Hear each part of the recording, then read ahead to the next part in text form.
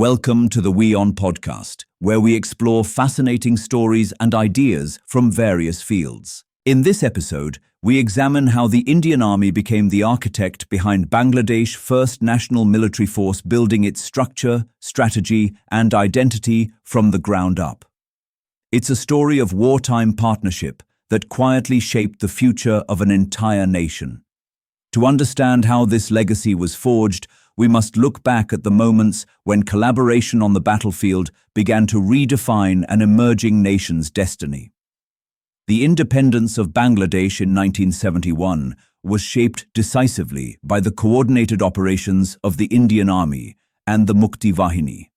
While the Mukti Bahini guerrilla actions inside East Pakistan steadily eroded Pakistani military control and morale, Indian assistance, arms, training, intelligence and strategic direction proved essential in turning these irregular fighters into an organized resistance.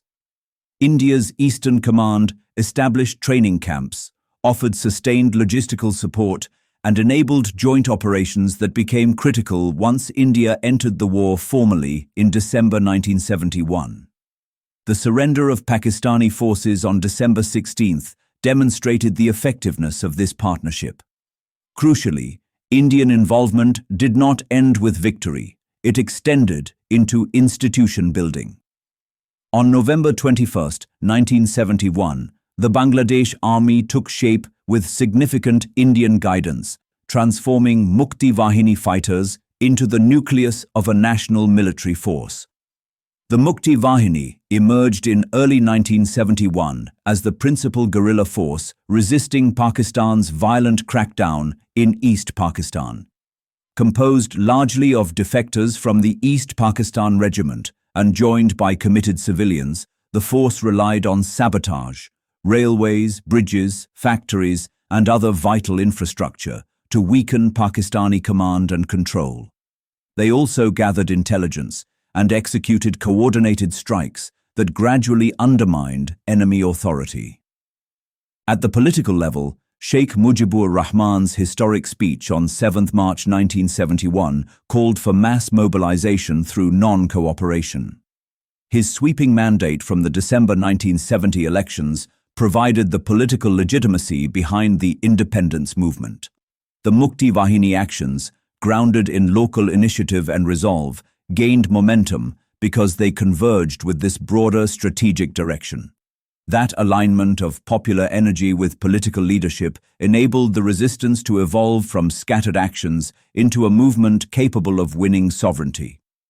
India's support for the Mukti Bahini was decisive and wide-ranging.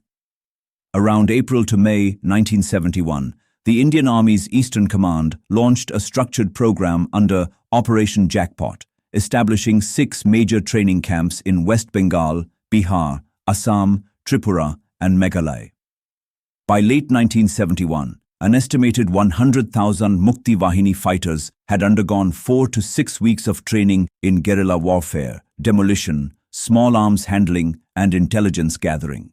Beyond training, India supplied weapons, sustained logistical help, and sanctuary to the fighters and refugees, particularly in Assam, where protection and supply lines were actively supported by Indian authorities.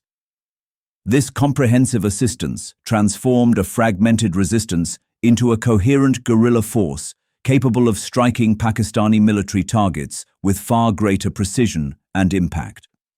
A decisive shift occurred on December 3, 1971, when Pakistan launched preemptive airstrikes on Indian airfields, triggering India's formal entry into the conflict. The Indian Army, working in close coordination with the Mukti Bahini, immediately began a full-scale campaign against Pakistani forces in East Pakistan, supported by synchronized land, air, and naval operations. These combined efforts rapidly overpowered Pakistani formations. Joint operations disrupted Pakistan's hold over Dhaka and other critical regions, breaking both logistical networks and the morale of the occupying forces. By December 16, 1971, Lieutenant General A.A.K. Niazi surrendered unconditionally to Lieutenant General Jagjit Singh Arora. The capture of 93,000 Pakistani troops, one of the largest surrenders since World War II, sealed the victory of the independence movement. Plans for a sovereign Bangladeshi military force were already underway before formal independence. On November 21, 1971, the initial structure of the Bangladesh Army was established with extensive Indian assistance. Indian commanders helped organize units, set up command centers, supply arms, and standardize training procedures for the emerging force. Mukti Bahini units were reorganized into battalions of the new Bangladesh Army, with Indian officers supervising training and transitions. This institutional support was vital in stabilizing the security environment in post-war Bangladesh and in enabling guerrilla fighters to become part of a disciplined national military establishment.